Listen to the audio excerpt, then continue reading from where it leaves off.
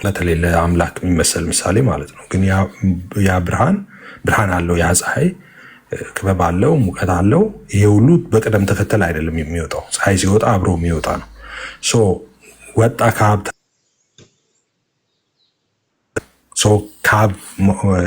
ከእውነተኛ አምላክ የተገኘ አምላክ ሲል ምን እያለ ነው?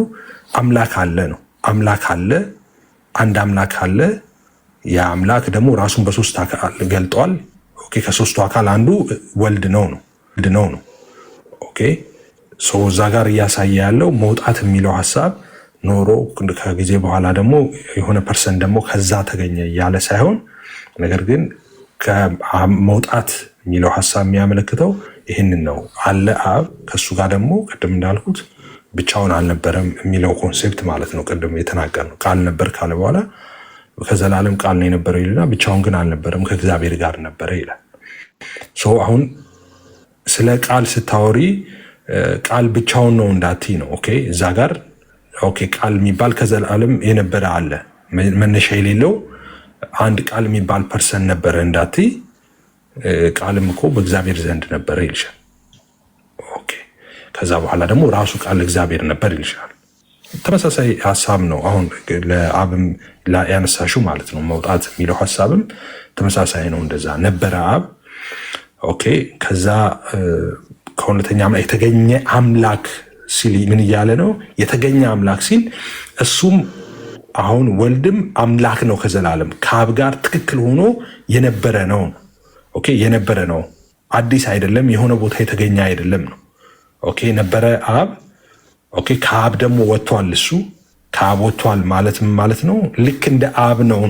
ኦኬ ልክ እንደ አብ ነው። እንደ አብ ነው ማለት ያለ መቀዳደም ያለ መለያየት ትክክል ነው። እሱም ኦኬ በፐርሰን ዲፈረንት ፐርሰናሊቲ ቢኖረውም ግን ደግሞ አንድ ነው። በመለኮት አንድ ነው። ስለዚህ ያንን ሪፈር ለማድረግ ነው የመውጣት የሚለው ኮንሴፕት መጽሐፍ ቅዱስ ላይ የምናየው ወይም ደግሞ እንደዚህ በቸርች ፋዘርስም ክሪዶች ላይ ምናምን የሚያነሱት እንጂ ይሄ ቅደም ተከተል ያለው ምናምን አወጣጥ አይደለም ነው።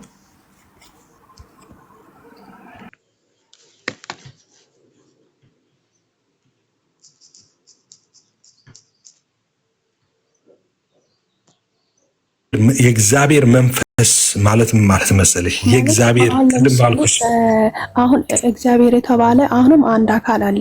ከዛ የእግዚአብሔር መንፈስ ይላል መንፈስ ቅዱስን። ቅድም ካልኩሽ ነው መጀመሪያ የእግዚአብሔር መንፈሱ ነው ወይ ደግሞ ባህሪው ነው እንጂ ከእግዚአብሔር እግዚአብሔር ባህሪ ነው። ባህሪ ምንድን? ባህሪ ማለት እኮ መንፈስ አለው። እግዚአብሔር ባህሪ ማለት ኔቸር ማለት ነው፣ መለኮት ማለት ነው። ያ ማለት ኢሰንስ ማለት ነው። አይ እንደሱ አይደለም። ይኸውልሽ አሁንም ተመሳሳይ ጥያቄ ነው ከጠቅሽኝ። ዞሮ አሁንም ገልብጠሽ ጥያቄውን ራሱን አመጣሽ። የእግዚአብሔር መንፈስ ተብለዋል። አዎ የእግዚአብሔር ቃልም ተብለዋል። ኢየሱስ የእግዚአብሔር ቃል ማለት ፐርሰን መሆኑን እንትን ይለዋል፣ ያስቀረዋል እንዴ? ይሄ ቆይ አንዴ ኢየሱስ ክርስቶስ የእግዚአብሔር ቃል ነበር ይልን ከዛስ ቃል ደግሞ በእግዚአብሔር ዘንድ ነበር ይላል።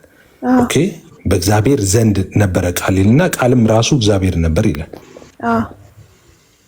እኮ። ካዲያ አሁን በአንቺ እንደምትይው ንግረታዊ ቃል አይደለማ። ንግረታዊ ቃል ብቻ አይደለም። ዓለማት የተፈጠረበት የእግዚአብሔር ቃል ነው ዮሐንስ 1:1 ላይ ያለው። ከዛ ቃልም ስጋ ሆነ እኮ እና ቃል ነው እሱ። ቃል ግን ንግረታዊ ቃል አይደለም ነው፣ ንግግር ነው እንደምትይው አንቺ። ቆይ ዮሐንስ 1:1 ላይ ያለው ቃል እውነት ለመናገር እንደኔ መረዳት እኔ አካላዊ ነው ለመቀበል ይከብደኛል። ይፋይ እሺ እንደዚህ ትልቁ ላይ አድርገኝ አንድ ጊዜ። ለምን መሰለህ? ቃልም ስጋ ሆነ ይላል። አንድ ጊዜ ትልቁ ላይ አድርገኝና አንድ ጊዜ አሳይሻለሁ። እቺ እንትኗ ጽሑፏን ዞር ብታረጋላችሁ ግቡ። ኢየሱስ ካላችሁ ግቡ። በመጀመሪያው ቃል ነበር የሚለው ይሄ ንግግር ነው ብለሽ ነው የምታምኙ? ሴናይ አው ዘፍጥረት ላይ እግዚአብሔር ዓለማትን በቃሉ እንደፈጠረ ይናገራል። እሺ ይሄ ንግግር ነው ብለሽ ነው የምታምኙ? ስለዚህ በመጀመሪያው ንግግር ነበረ። እሺ ንግግርም በእግዚአብሔር ዘንድ ነበረ። እሺ ንግግር እግዚአብሔር ነበር? እግዚአብሔር ተናጋሪ ነበር ማለት ነው። ኖ ንግግር እግዚአብሔር ነበር ነው የሚለው እንጂ እግዚአብሔር ተናጋሪ ነበር አይደለም። ንግግር እግዚአብሔር ነበረ። በአንቺ አፈታት መሰረት ቃል ንግግር ነው። ስለዚህ ንግግር እግዚአብሔር ነበር። አዎ ማለት እግዚአብሔር ተናጋሪ ነው። አዎ አይደለም። እግዚአብሔር ተናጋሪ ነው አይደለም። ንግግር እግዚአብሔር ነው ወይ ነው? ንግግር እግዚአብሔር ነው። መሄጃ ጠፋ ማለት ነው። እዚህ ጋር ንግግር ነው ካልን በመጀመሪያ ንግግር ነበር ነው የሚሆነው። ከዛ ንግግርም በእግዚአብሔር ዘንድ ነበር እና ከዛ ንግግር እግዚአብሔር ከዛ ንግግር የሚባል እግዚአብሔር ነበር ማለት ነው እንደሱ ከሆነ። ስለዚህ ይሄ ንግግር የሚለው ሀሳብ የሚያስኬድ አይደለም። እዚህ ጋር ስለ አካላዊ ቃል ነው የሚያወራው እዚህ ጋር ማለት ነው። በመጀመሪያው ቃል ነበረ፣ ቃልም በእግዚአብሔር ዘንድ ነበረ፣ ቃልም እግዚአብሔር ነበረ ይላል። ኦኬ አሁን ይሄ ኦኬ። ስለዚህ ይሄኛው ቃል ንግረታዊ ቃል ሳይሆን አካላዊ ቃል ነው ይሄኛው። ሌላው ይሄ ስጋ ከሆነ በኋላ ነው አካላዊ ጥያቄ። እሺ አይ ስጋ ከመሆኑ ቀጥይ በፊት በቃ ቃል ነበረ ስጋ ከመሆኑ በፊት። ስጋ ከሆነ በኋላ ግን ወንድ ልጅ ሆነ፣ ሰው ሆነ። ከዛ የእግዚአብሔር ልጅ ተብሎ ተጠራ። በዚህ አይ የእግዚአብሔር ልጅ የተባለው ከዘላለም ነው አይደለም ማለት እንዴ ከማርያም ሲወለድ አይደለም ከዘላለም ነው። ቃልም ስጋ ሆነ ይላል እኮ። ከዛ ከሴት የተወለደው ልጁን ይላል። ከሴት